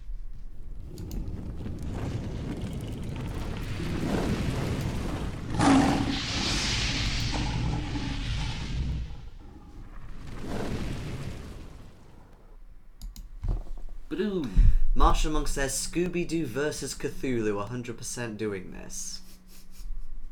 Yeah, that does sound pretty funny because they would just be completely oblivious to his powers to cause insanity, and they'd probably get around him. I can see that. Well, Shaggy would be oblivious to the insanity because he's high. Yes. Scooby doesn't get high, I don't think. He does. He gets high on Scooby snacks. He gets residual high from Shaggy's smoke. Oh, like secondary smoke. Yeah, I think Scooby's a secondary smoker. What about Scrappy though? Does anyone care? Well, you care apparently. You put it into your Betrayal expansion. I did. Okay, so for those who don't know, I did a version of Betrayal at House on the Hill as a board game set in a haunted house. I went and got Scooby minis, but bought this old toy for the Scooby set minis, and I did character cards and everything, and we now have a Scooby-Doo version of Betrayal at House on the Hill. It is Scooby-Doo in Betrayal at House on the Hill with the whole title card. It's actually really good. Like, it works. And obviously Cthulhu is not in Betrayal. Now, but Scrappy-Doo was good in the first season. Yes, you keep saying this. Yes, when he was introduced, he saved the show, and people forget that because they judge him on the second season, when the executives at the studios said, hey, Scrappy-Doo works really well, let's get rid of all the other characters and we'll just make Scrappy do everything. And he turned into Mary Sue. I'm still trying to work out if I actually saw the first season, because it was all shown on Boomerang. And I'm sure, because I know you said, oh yeah, lots of characters were missing from the second season, but I'm sure they were all in in the first in what I was What watching. they then did when that killed the ratings, they brought some of the characters back, but by then some of the voice actors had moved on. I must have seen the first season then, because it was called the Scooby-Doo and Scrappy-Doo show. And it did Scooby-Doo have and all the Scrappy-Doo characters was, in. I don't think, the first season. Oh, maybe not then, but it had all the characters in. Yeah, maybe it was third season when it went to pretty much just Shaggy, Scooby and Scrappy. I can't remember now. Oh God, no! I never But saw it anyway. like that. There was always Fred, Velma, and Daphne as well. The ones I watched, but I still thought it was terrible. Is my point. Becky, have you made any forest, treetop, village terrain? If Ooh, not, terrain how would question. you go about doing so? Okay, Well, I need to show you something, so I will go and get it. right. You take the next question. I will come back to mine. Okay. Thoroughly enjoying playing in the Cthulhu game, and I agree the storyline's been superb and engaging. Yes, I've really enjoyed it. I'm really pleased I went for a different type of Cthulhu, because I've never been that keen on the 1920s setting, even though obviously that's like the Cthulhu setting. I've always preferred either sort of World War II settings, especially World War Cthulhu. I think the mechanics of that were quite good, although it's Cubicle 7 who do that, not Chaosium. And also Cthulhu by Gaslight. Hint, hint, I'm still waiting for 7th edition to come out. Yeah, so it's always those two I've preferred. But for those of you who don't know, I've set this Cthulhu campaign in Virginia, America, in the 1980s. And I don't think anyone's ever done that before. And I've really enjoyed that setting. I think it's been a really good idea. And I've really enjoyed making the story. And it's been a really nice, new, fresh experience of me doing DMing, because it's been ages since I've actually done any. So yeah. That's enough of your ego. Time for mine. You were the one who was feeling it. Alright, Oh, so it was so good. I loved session 1. It was amazing. time Those for are your my words. ego now. Okay. Now, I haven't made a treetop village. You haven't? I have not. But if I was going to do one, I would start with these. So these are tree models that are very sturdy and would make a good base. And what I think would really work about these, they come in various different sizes. What I think would really work is that these branches are just, they pop off like that, and then and then can pop back on.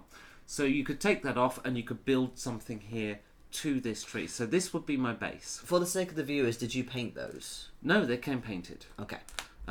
It's a base colour with what looks like an ink wash and some patchy colours on it. So they kind of splodged it on. But you know what? It's sufficient. It's fine. These you can find on Amazon. They are dirt cheap. If you search for Flameer, Flameer, they're really quite cheap for what they are. However, they came crushed. Oh yeah, you were a bit distraught over that. Yeah, they were absolutely packed so tight and so crushed. They were packed in a What were they thinking? Plastic wrap they do, and it just. So I had to spend quite a long time, well, not a massive amount of time, but I spent a while doing the old heat trick where you dip it in boiling water, get the plastic pliable, hold it in shape, and then dip it in cold water. If you don't know what that is or how to do it, you did a video on it. I did. If you look at my how to paint video, I do cover it. Actually, I quite like the editing I did in that particular segment. I've never seen such an epic kettle montage. It is quite good. I did also, though, in doing this, burn my foot, and my foot still has no skin on it. Joy. Thanks. But this one I haven't done very well. It's gone one-sided and it won't stand up now. But I definitely use these as the base for that. And then I guess over the top of that, what's your preferred medium? Maybe you use lollipop sticks. I prefer to work in resin, but I'm not sure how. Resin, you normally make a mould first. I'm not sure what I'd use to actually sculpt a tree base. See, for me, I wasn't planning to actually put stuff on top of these. These are just going to be trees. I already have a woodland dungeon. It's the Dwarven Forge one that was sculpted by Julie Guthrie. I just thought of a quite cool encounter. Like, where flying squirrels? Squirrel girl. Well, flying squirrels. They can go from tree to tree and tap plays. That'd be quite cool. I look forward to dying. Next question. Thanks, guys. That's exactly what I needed. Love the channels. I'll definitely check out the campaign. Thanks. You're welcome. But yes, I did really enjoy the campaign, making it on Blah. We have some new viewers soon. Yeah, absolutely. Please like, comment, and subscribe. Join in. Or the minions of the Dark Forest will come for you in the night. Well, maybe they will. If they're from North Carolina, then they will, by the sounds of it. It sounds horrendous where you live. I'm just 11 years old, and I DM for the first time today. Wow, awesome, lucky. Noah. I wish I could have DM'd at 11. I had to wait until 18 because I didn't know what D&D was. I discovered D&D when I was 14. I knew about game books. I've played game books since forever, but I never did D&D because, going back to the board games for a second, I thought D&D was a board game. You did, didn't you? Yeah. Because I heard about the board games and not the actual role-playing, so interesting how marketing works, but that's really cool. Awesome to hear. Hope it went well. You found the right channel. Hope Please overlook the fact I swear sometimes. Oops. Congratulations. Very smooth. How do you feel your session went? Well, really? Put a link in there? What? It's the the Flamir trees. Ah. Oh yes, of course, because people can click on that, whereas here they can't. Yes. I really should sort out an Amazon affiliate link. Squirrel Girl is OP. Yes, Squirrel Girl is OP, but awesome. Oh my god, we're getting to the father jokes now. Oh no. We're flying squirrels, that's He has nuts. started. Yep, he started. Oh dear, that means I'll have to get rid of all his sanity next session. Yeah, we may have to actually end the stream before he starts making more squirrel jokes. I still think that's a cool idea though, because, flying squirrels are very good in canapes. Canopies. Yes, canopies, or overstory is another word for it. Canapes is definitely a light snack thing you get at Yes, dinner no, I know, parties. I knew that. But what if you had canapes in canopies?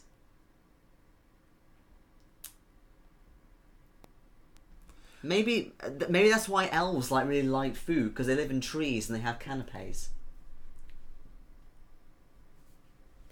I'm still taken with the RuneQuest version of the elf. Yeah, I don't really know much about it. Although apparently it was not before RuneQuest. It was we had the discussion last time, didn't we? Better than the flying spawn of Shub-Niggurath, I highly agree. Yes. Because they're scary. Many, many tentacles. Red versus Grey Squirrel War. Well, that was the point of that Mongrels episode, in that it's nothing to do with a forest, but there's this fox living in a pub, and it's going to be bulldozed or something, or his hovel's going to be bulldozed. So he's like, oh, if I get a red squirrel in or something really rare to rent a room, then they won't, bulldoze it, because they'll be like, oh my god, a red squirrel. So he gets in the red squirrel, and then the red squirrel goes off foraging, and then she gets high on crack cocaine, and she has this grey squirrel friend, and it's hilarious. But we all know the grey squirrel wins, and it's a shame because I quite like the red ones. Yeah, well, the grey squirrel's American. Yes. And the red is English. Yes. It's revenge because, we invaded the US. Well, the Americans themselves weren't there at the time because we were them. Yes. We invaded ourselves. Lost Mines of Fandelver. So that would be the goblin encounter, which I have done. I take your word for it, because I've still not read Lost Mines of Fandelver. Because that came out with 5th edition, and I'd already got into 3rd edition by that point, and making my own stuff up. Oh, I see. Yes. Lost Mines of Fandelver is a good start. Yeah, I've heard lots of nice things about it. Good, solid thing. Yeah. It's all right. And I think the new D&D modules are a lot better than than what they used to be. And there's a lot to be said for when you're starting out to running on a module. And I've always said, modules can give you amazing ideas. Yes. So, when you're ready to get creative yourself and start running your own stories, don't stop reading modules, because, you'll get ideas and inspiration from them. Like this, which I attempted to run as a module, and then it went kind of alright. The Thousand Thrones for 2nd edition Warhammer. It's got a good concept. It's got this sort of scary child messiah who's descended from the comet Sigmar stuff, and there's this like massive train going off from I think it's Boggenhaven. It was a while ago when I ran it, but yeah, Boggenhaven to the capital. But the problem with running modules strictly is that the players will always think of something that the module hasn't. Yeah. So I don't really run set modules anymore, but you're absolutely right. There are lots of ideas, and NPCs in particular. There are some great NPCs that you get in modules. So hopefully we're late enough into this video now for me to confess that one of my best sessions ever with my longest running group was based on an idea I nicked from a module. It was we were playing a vampire campaign, and we played right through from the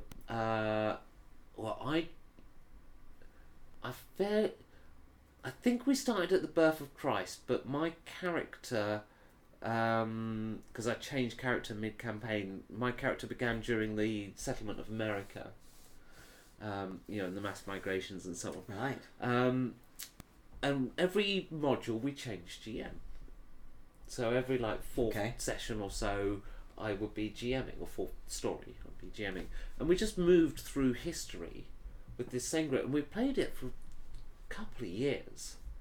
We ended up in the future, and it was quite near the end of the campaign. It was the second to last one, or possibly the last one. I think it was the second to last one I ran, and the players ended up in this kind of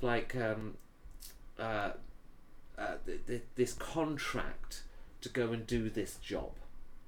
So they did this job, and then when it was complete, they start seeing these billboards with their images on. What's this? What's this? And it turned out that they'd been filmed. They'd had cameras put on their gear. They'd been filmed. Yeah. And the whole thing was turned into an entertainment thing. Oh, nice. And to cap it off, I actually made, because back then it was VHS, I actually made a VHS tape featuring their characters as a trailer for this film. And I cut together a trailer, and I just got loads of sci-fi films and took little tiny clips. That must have taken ages. It took a little while, but I've always been a video. And I remember one of the characters was the Doctor in Fifth Element, that sort of rebuilds the Fifth Element, rebuilds Jovovich's character. That kind of one of them was Blade, and I sort of cut all these films together into a trailer, and so I actually played them the trailer for their movie. It was awesome. It was an awesome campaign end. And hopefully they'll never watch this and know that I originally got the idea from a module I read. Oh, well. And you thought my puns were bad? Yes, we do. That hasn't changed. That's not in the past tense. I have found that if you know your system well, you can grab any module from any game and convert it. Well, yeah, because all you're doing is you're taking the story rather than the stats. So... yeah, as long as it's set out properly, you should be fine. I found that if you have an active enough imagination, you can grab any module and just make up something similar on the run. Yeah. Yeah. But and this is what I'll happily read a module for an idea. I just won't run the module itself. Indeed. And that works for me. Well, I'm happy with it. Mm-hmm. And I strongly recommend it. With that, I'd like to go to the loo and sort out my mortgage paperwork for the morning. How very boring. And not RP related. And not something I'm going to stream. No. So we've reached that point of the stream where we're going to, say goodbye and stuff. And go sort out paperwork. Yeah. But it's been good fun financial tonight. Advisors. Yes. It's So- been good fun. We hope you enjoyed it. And once again, if you want to become We have to. They one of can't our see it up lovely here. Patreons or patrons, then do go to our Patreon page, patreon.com/pair of geeks, where you can, as we said before, get really awesome interviews with industry players much earlier than the rest of you lot who come to Com Plus every year, and various behind the scenes stuff that we do.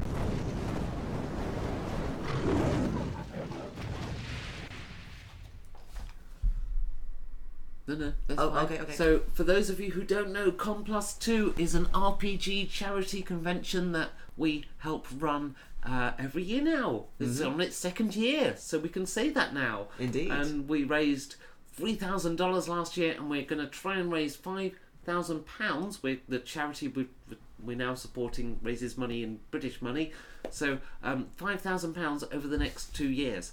And it's a really, really great cause. If you go to conplus.live, CONPLUS.live, you can find out a lot more about the charity and make a donation even. And, and if you do, I'm going to let you guys into a little secret. This year we have this really, really amazing tool for doing the prize giveaway. It's actually a game that's played in YouTube chat. I'm not going to say much more than that for now, save for this. You start off with quite a good character, but if you win something, your character gets a little bit nerfed. But if you make a donation, It busts back up again. now, if you just so happened to make a monthly donation now, you would be in a really good position when it comes to winning prizes. Just saying. And we've got a lot of prizes to give away this year. We have already set a record compared to last year in terms of how many we're giving away. These are PDFs, they are physical prizes, we've got miniatures, we've got RPGs, we've got accessories. We have terrain. And, well, miniatures and terrain, surely it's one thing. No. Okay. No, not at all. Okay.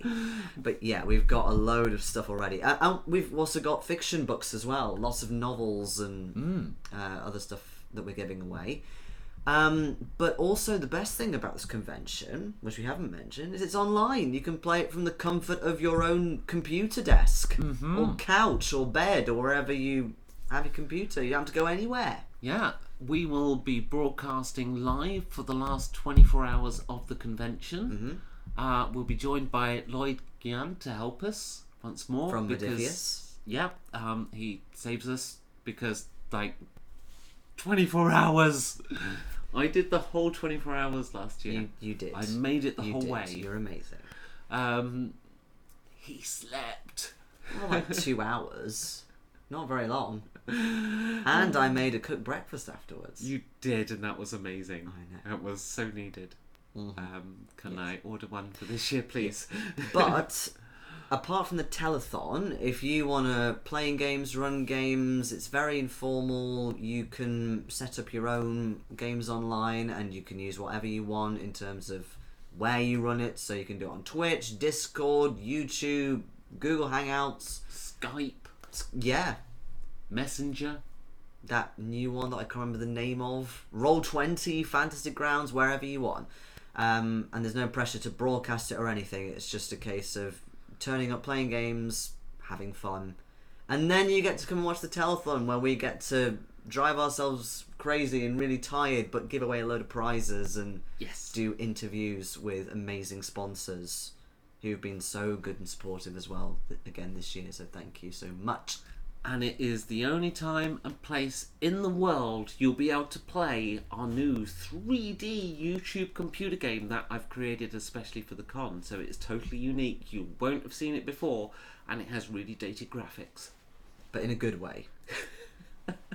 It's like one of those indie Steam games. I can do fancy shaders. Yeah. It just so much memory. Right. But Okay. anyway, we are off. We've rambled on for long enough. Yes, so thank you so much for watching. Love you all, and we'll see you next week. Ta-ra, guys. Bye.